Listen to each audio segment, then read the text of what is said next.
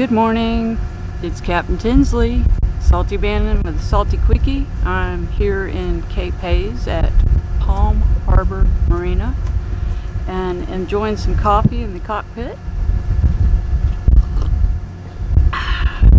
One of the best things to have on a boat is a Keurig with some Starbucks breakfast blend. I'm just sitting here in this great spot that I have, a nice side tie spot, enjoying this breeze here coming from this direction. And I still don't, my air's still not cooling, so I'm waiting on Grand Air Services.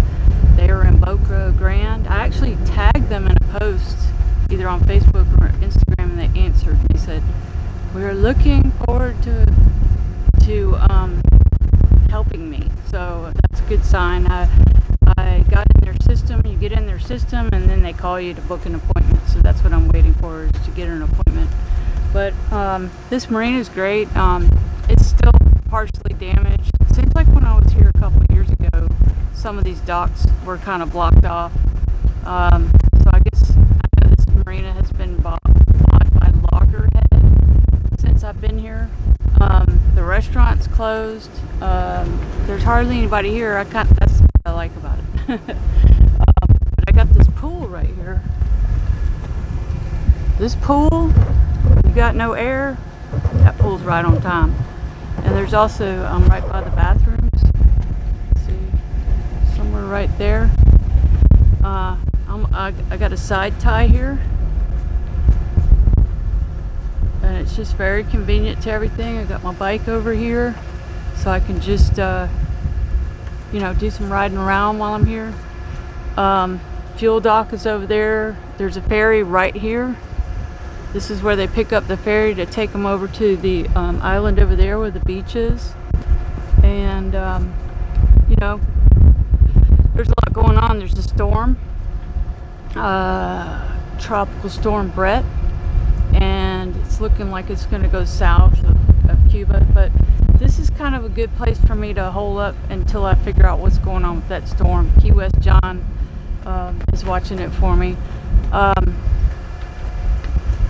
There's not a lot of options south of here, because south of here is, Fort Myers, Pine Island, even like Port Charlotte, Punta Gorda. All those places are still short of slips, kind of like we were in Gulf Shores and Orange Beach after Hurricane Sally in September of 2020.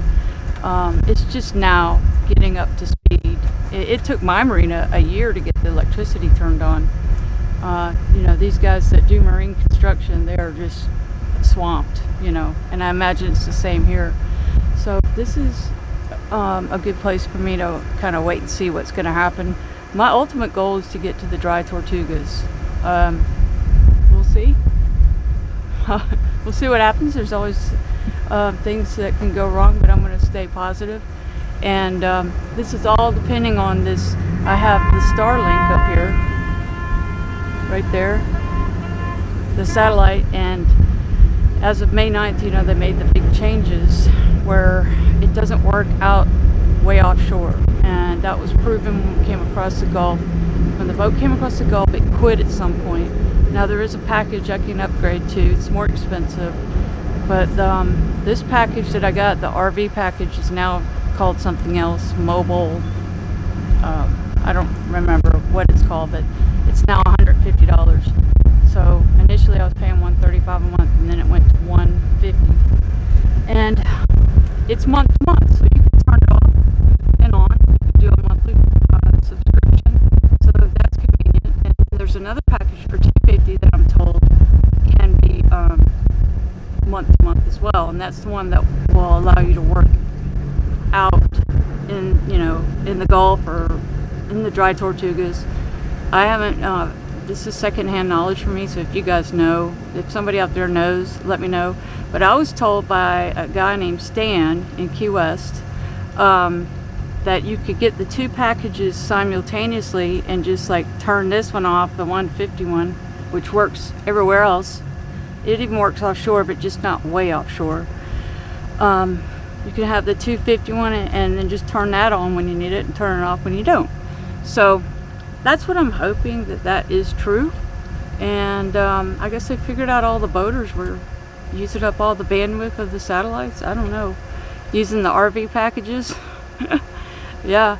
I mean, before I bought it, someone told me to go to Starlink for sailboats. So I went there and I saw for myself people were posting in the middle of the Caribbean Sea from Fiji, and as of May 9th there was some changes. So and I was hoping it wouldn't affect me, but it did go out, going across the Gulf. I mean, it had to go pretty far out. I'm guessing 40 miles, I don't know. But that's it. I'm hanging out here waiting for grand air. So because I've got, what it's doing is there's water coming out the side of the boat, but it's kind of a weak stream, and it just quit cooling. Like, it's blowing, but it just quit cooling. I've already had the Freon put in. It only took a little, so it really didn't need that. I've already had the through holes, out holes on the outside, underneath, you know, on outside check with the diver. There's nothing blocking that. The sea strainer's clean. It's not a high pressure fault.